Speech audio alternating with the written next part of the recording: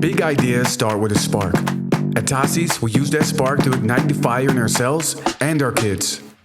So with the trust we build and the knowledge we share, we can grow together and stand tall, creating opportunities to advance in business while setting an example for the next generation. Whether you are starting fresh in Portugal or expanding globally, we're here to support each other.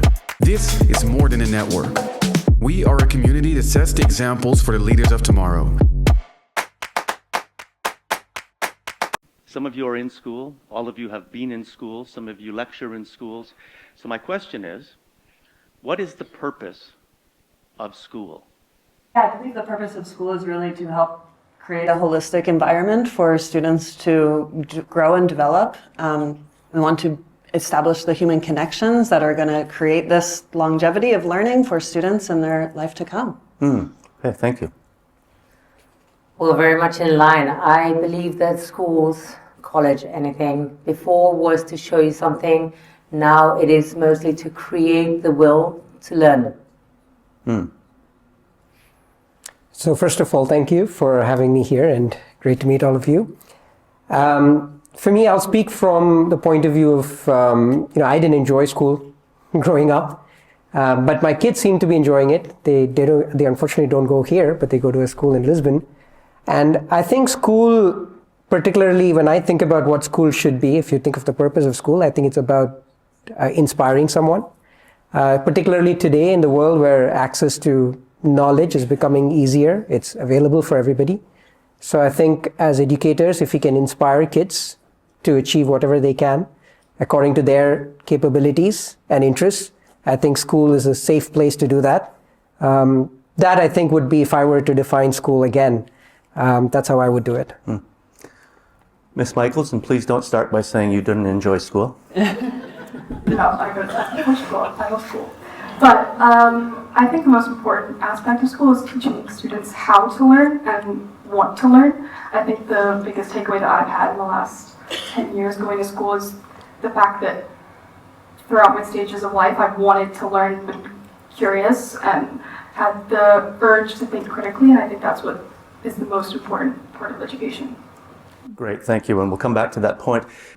There is I think, a misnomer that schools haven't changed, that they're doing the same thing that assembly lines did when schools were invented for that purpose. I'd like your opinion from your own perspective and for your children's perspective who are in schools. What are good schools doing well to prepare young people for the future? I think great schools are schools that incorporate all aspects of learning into the classroom, not just textbooks and standardized testing, but also allowing the student to be curious and take their mind where it wants to go.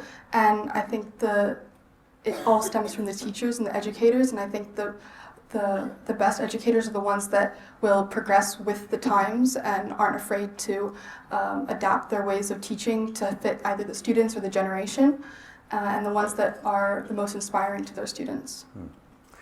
In case you don't know, Abby went to school in Russia, then she went to TASIS in England, and then she joined us for the last 2 years, TASIS in Portugal. Which one is the best? No, I'm kidding.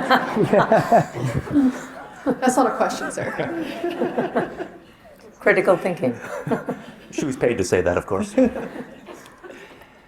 Yeah, I think good schools do several of the things that we spoke about earlier. I think it inspires people, give access to a safe space, all of that. But I also asked my son today morning as I was preparing for this, I asked him, I said, this is what I'm going to say. What do you think? So he said, but it also has to push me. So I think for him, a good school is also a place where you get pushed. And which got me thinking, I think school should also be your first place where you get a sense of what excellence is. And if you have to be in a world where, people who excel stand out, then school could be a good place to set a bar of what that excellence is. Now, of course, it's very varied, and everybody comes with different gifts and different capabilities. So what is that excellence for individuals? But I think if schools can set a standard for whatever it is, and maybe even communicate that. So this is what excellence is. Here's how you get pushed to go beyond. So I think a good school would be a place that does that, actually set a bar of what excellence is.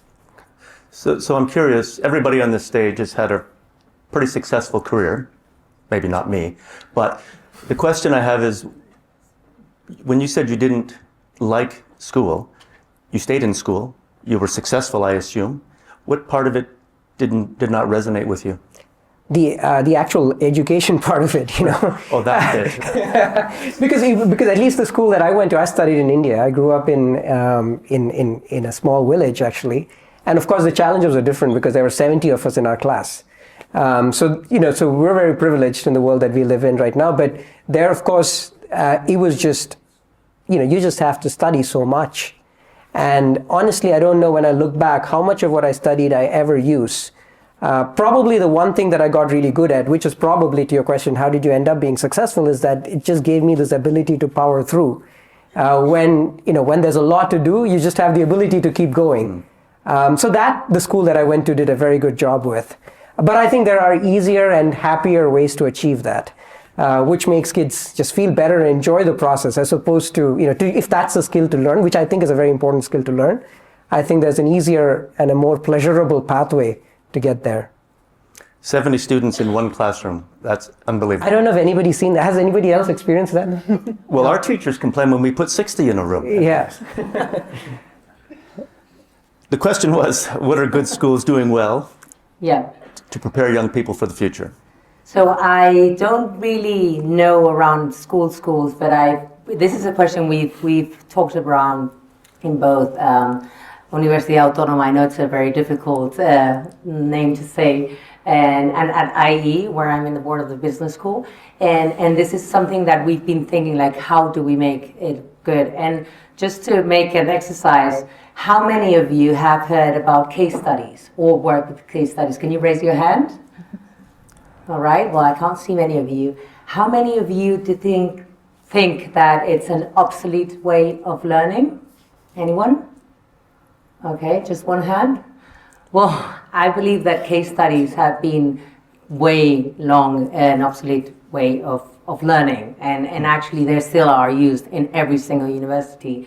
So one of the things we realized for a good school or university or college was to be adaptive to changes. And I think this is one example of how schools adapt to the new needs, but definitely not only in the community, but also in the way you learn. Flipped classroom, AI, I'm sure you have many things to say, but we need to adapt to change. We can't really still be learning with case studies of 1927 today. Okay, thank you. And thank you for reminding the audience that I mispronounced your university. Thank you. I think a mixture of what has already been shared. I think it's, coming from this high support and high standards, what we hear a lot at Alpha School, where I've had experience, and I think there's a lot of, just engagement from the educators that's different now to help motivate these students, to give them those challenges that they need, and to help them see that this is going to be useful for me in my life, and be able to apply to university or whatever path I chose to take. And I think a lot of times schools felt a little bit pointless, and I just have to go in and check the box and leave. And that was kind of, once you realize what you can do to get around that, or maybe to build that resistance and that challenge to do something better for yourself, then I think it's a great place to help foster that. Thank you. Kelly, do you want to take a minute, because we have some time, to talk for 1 minute only about Alpha Schools? Sure, yes, I'd love to. The CNN article yesterday was very good. It's very revealing. A lot of stories are coming out about what's happening at Alpha School, powered by the 2-hour learning model. This is a model in the US that started as brick and mortar. It's now moving online and many places in the US still for now. But I believe that, they talk about 2x learning within 2 hours in the morning. This is for those NWEA those MAP results, those tests, those standardized tests that the US requires. And then they use the afternoons for these workshops to help build life skills. So the students are in kindergarten riding a bike for 5K. In 5th grade, they're learning how to fish and then sailing in the Bahamas for their final project. So they go on these really extravagant trips around their final projects of these workshops that they do in the afternoon. So Stepping back, that's how the model works. The teachers are highly paid, and it says in many headlines that the teachers are being replaced by AI, but actually they're there to provide that structure in the afternoons to teach those workshops. So I think, just like the CNN article and many things that come out about this, it's what's important for the whole child and for their future.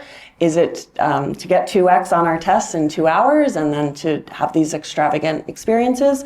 And what will best be applied for my life in the long term, So let's keep a close eye at those graduating students and see what is coming out of the high school level there. It would be really interesting to keep an eye on. Yes, it's a fascinating model. I know many of us are watching to see the direction of that model and the results.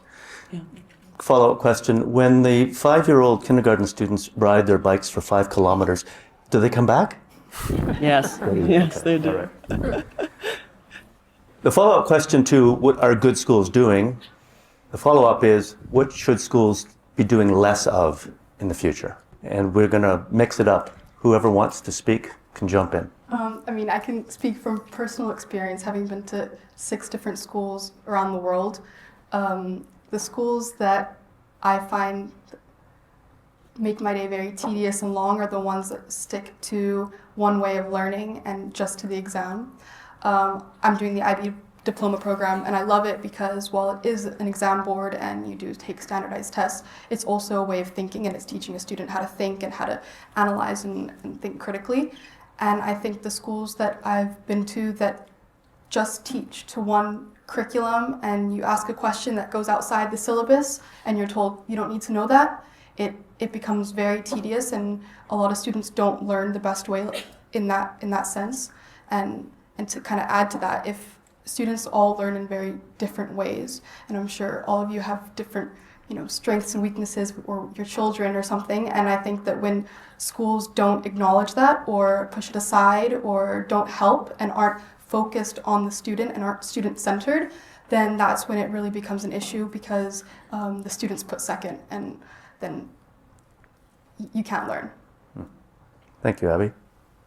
I would follow up with, as an analogy to, in just how you measure the whole academic system is falling. I think it will hopefully fall down, because as IQ fell down when we realized EQ was as important as IQ, it's happening with scores. What do scores tell you? When have you ever applied to a job and they asked you, what did you get in your exam? Nobody asked that, right? Did you finish? Okay, that's okay. But what score did you get? And then you see all these schools focus on scores, and it's happening the same in venture capital. Before it was revenues, then users. Now it's like, are you profitable? And then the whole economic system was around GDP, and now we realize that GDP doesn't really show the reality of a country. So I think it's not only schools, but the whole system is so focused on, when you think about Montessori or all this education, that's great, but then they come to university and then suddenly they're based in scores and they're like, oh, this is the first time I think about this, So it's the whole system should shift away, because otherwise schools are doing what they're asked to be doing, which is get high scores, right? And to kind of add on to that, it becomes all-consuming, regardless if you're a teacher trying to get the best results for your student, or you're a parent pushing your child, or a student.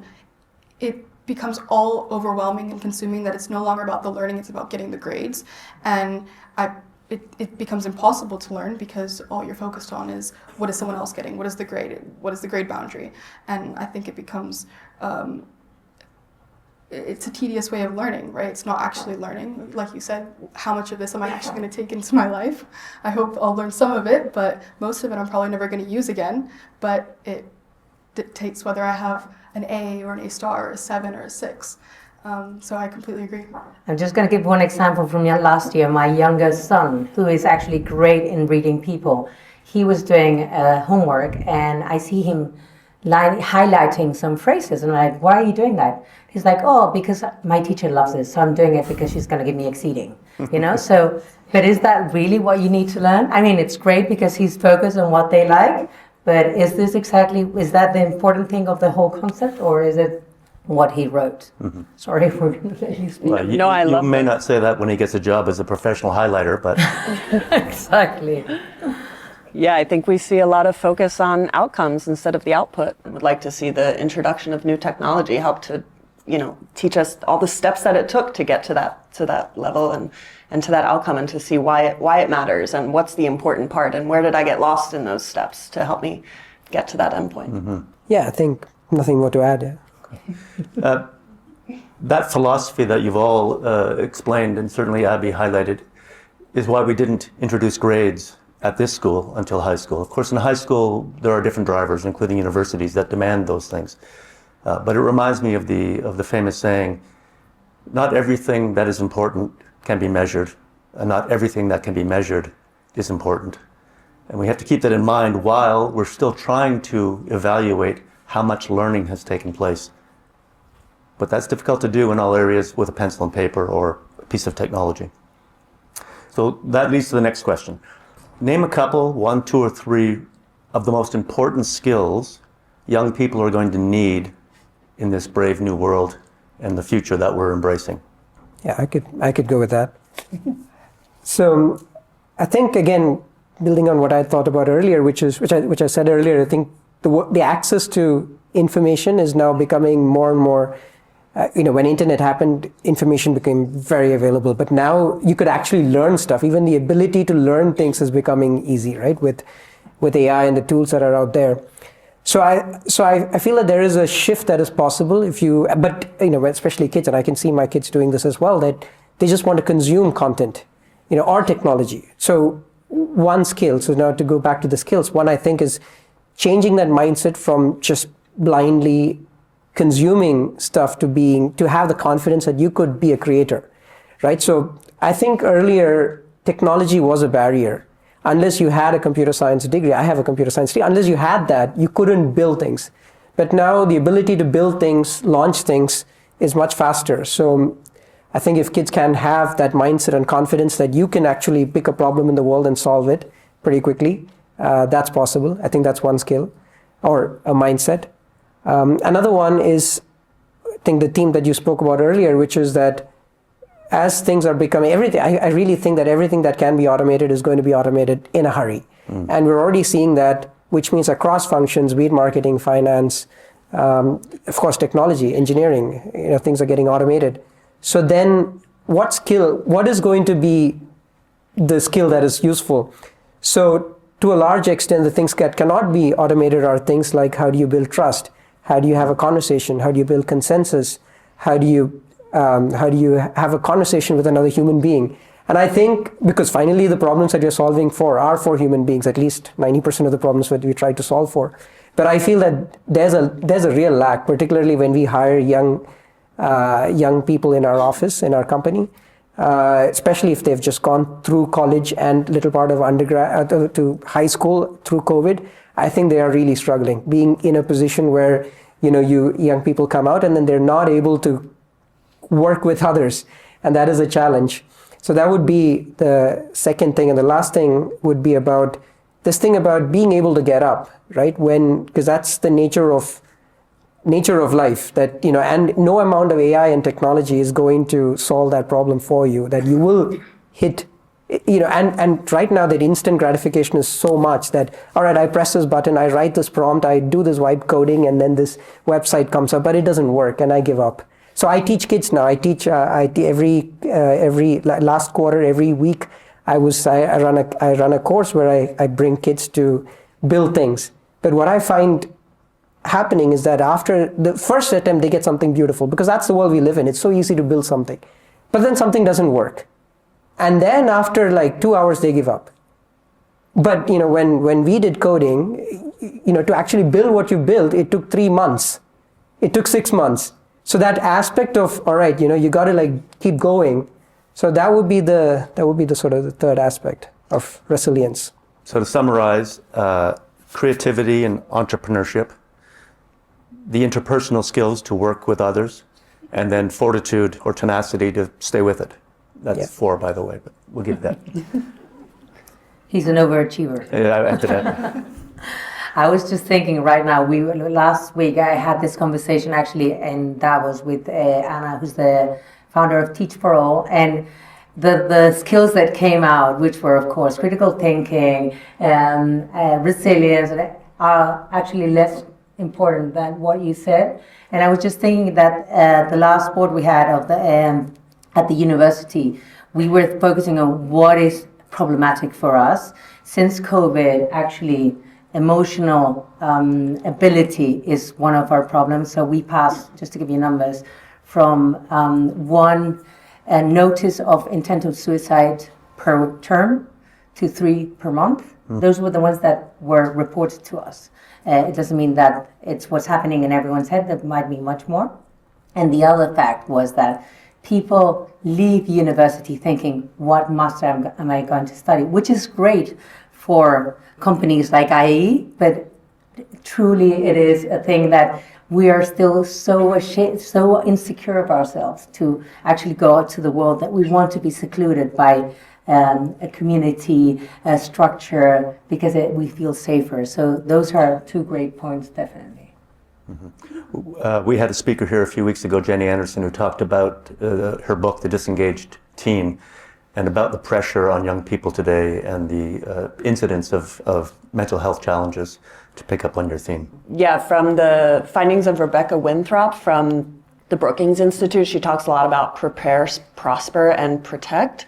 And, just kind of looking into the future and how we're going to bring all this technology together and how are these students going to be able to balance all of this. I think the values and decision making around how do I use this and the mindsets, the AI literacy that we want to bring into this, not just the outcomes and, the shiny object and the cool projects that I can build, but what did it take for me to get there? I think it's going to be essential. Abby, what have we told you about the skills you'll need in the future?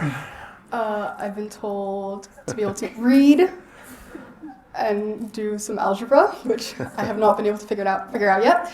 But what I think is actually, especially watching my brothers, who one is 23 and the other is 22, and watching them go through life in university, I think the most important skills, kind of like as you were saying, is those interpersonal ability to communicate with people. As someone that was in middle school during COVID, I think I spent a whole 1.5 years of my life just looking at a screen and not even meeting the people that I started a new school on Zoom, and I left the school on Zoom. So I never even met the people. So I do find that building relationships with people and meeting and being outgoing or putting yourself out there is become increasingly difficult. And I think the younger students that I've been seeing are moving away from that. But I think my generation specifically, the cohort that was learning how to be a teenager, learning how to be a human in middle school online, are at a disadvantage. And so I think that going into the world, the main qualities that I hope to have and that I see that my brothers have is the ability to communicate with people and stand up for yourself. I think it's important to always, like you were saying with mental health, always have yourself first, not in like a self-centered way, but looking out for yourself. And with all the focus on grades and competitiveness, it's always looking out for yourself and being able to know what's good for you and what's not. Thank you. And Abby, in terms of the ability to communicate, you're a shining example. Thank you. Some of you mentioned the skill of critical thinking. It's commonly a skill that's listed as a 21st century skill and a skill that will be important in our future. So I'd like you to define critical thinking and how schools can help to build critical thinkers.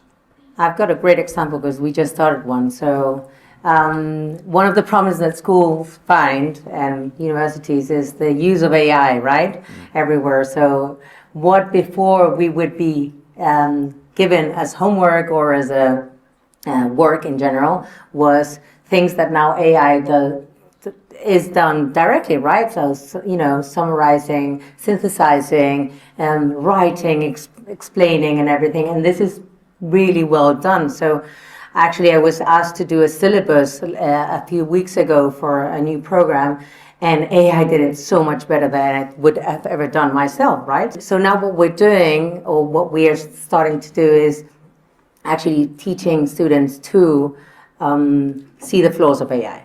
So instead of saying, hey, write a whatever essay around this, we will give an essay written by AI, and say, what do you think, and look at it from your own perspective. So this means you need to have enough knowledge on the subject to be able to see what is wrong, what is maybe not well said, and definitely using the logic in order to kind of, interpret it and debate against it. So that's one of the things. The problem is that we're finding out that AI is great in going against its own AI. So it's things that you really can't do virtually, but at least it's a way to start. Good. Yeah, I like that example as well. I think in Alpha School, there's a workshop for the high school students to write better than AI. So they have to write a few different versions. That is proven better than the AI. And I think just using AI with my students as a learning coach, I see a lot of teens, they're afraid of it sometimes, depending on what their school has told them. But they're using it outside of the classroom for mental health much more than they're using it for their academics.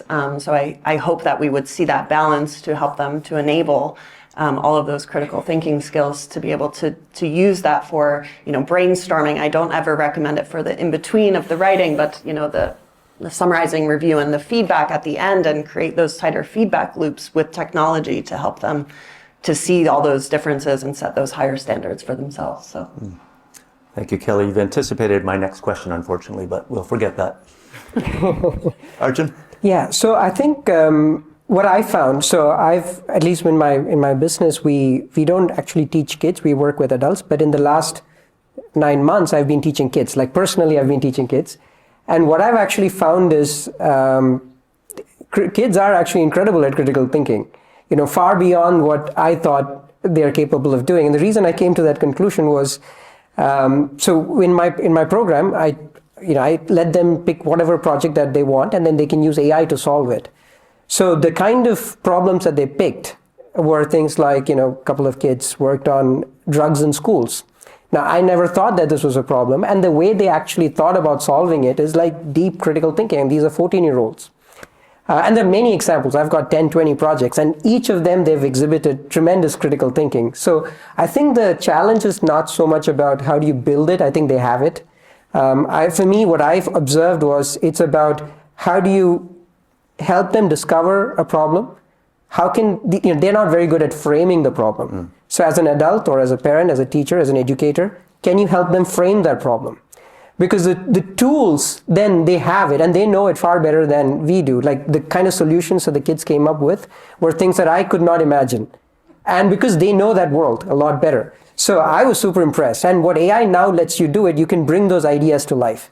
You can get those research done much faster. The whole world's information is now available within, if you want to do research around drugs in schools and potential solutions, there are applications that can do that right now for you. Because now, earlier, to get that information was very difficult. But now, so you have the information, and now they've come up with the certain solutions. Later, if anybody is interested, I can actually discuss the solutions that they came up with. And they're able to build a website, an app, a solution, a curriculum to actually implement it. So I think the critical thinking is there. I feel that it's more about how do you let it bloom and how do you expose it? Thank you. I want to come back to that, but before I do, I want to say that the topic of drugs in schools makes me remember how sorry I am that your children are not with us. It's interesting because I was listening to your definitions of critical thinking, and it's not what I first thought of. I think of critical thinking is the ability to push yourself outside of your first instinct and your first thought. So I think what I do to try and better myself at critical thinking is when I find something, a headline, a video, a TikTok that says something, I go and find the complete opposite of it. And I decide in myself, which one was right? And normally it's somewhere in the in-between. In such a politically polarized world, it's really easy to just read a headline or an article and think it's the truth. But the truth is always in the in-between. And I think AI is definitely a way to let that flourish, because you can say, take this from a very Western perspective and find this information. Take it from any kind of point of view that's not yourself and read it and understand it, because I think the ability to think critically is the ability to put yourself in someone else's shoes and think why that is the way that it is, regardless if it's a news article or just someone's political belief. Thank you, Abby. You've evidently been educated at a very good school. I want to come back, Arjun, to your point, though. I know we're nearly out of time. However, I get asked a great deal by parents who are touring the school or investigating schools.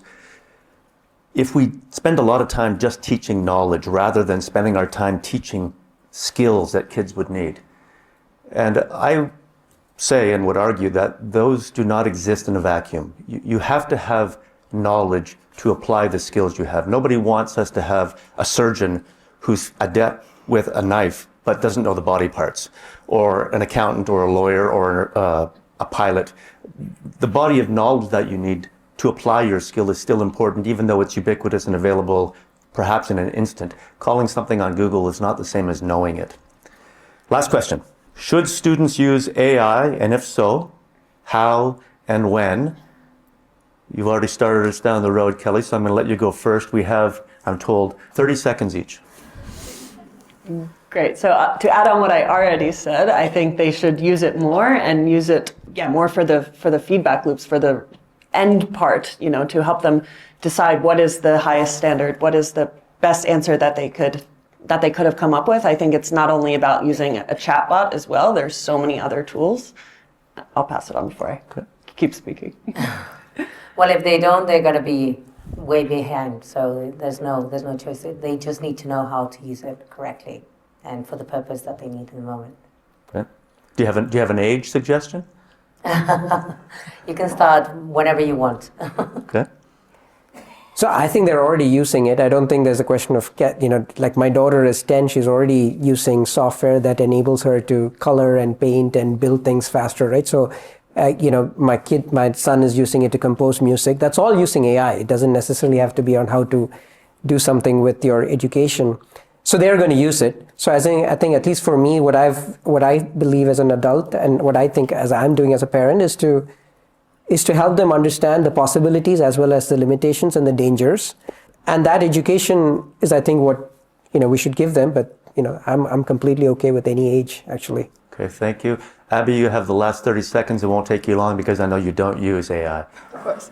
No, I think that AI is a very broad term, artificial intelligence, and I think it's in everything, regardless of whether you know it. Just typing in a prompt to ChatGPT, that's one way to use AI, but also generating podcasts and having a conversation. I practiced my Spanish oral with my bot that I made. And so I think all students should be using AI because, like you said, in the future, we have to. But I think it's a matter of turning away from just ChatGPT and actually learning how to use it, how to implement it, and use it alongside your learning, not for your learning. Fantastic. And on time. Please thank our amazing panel.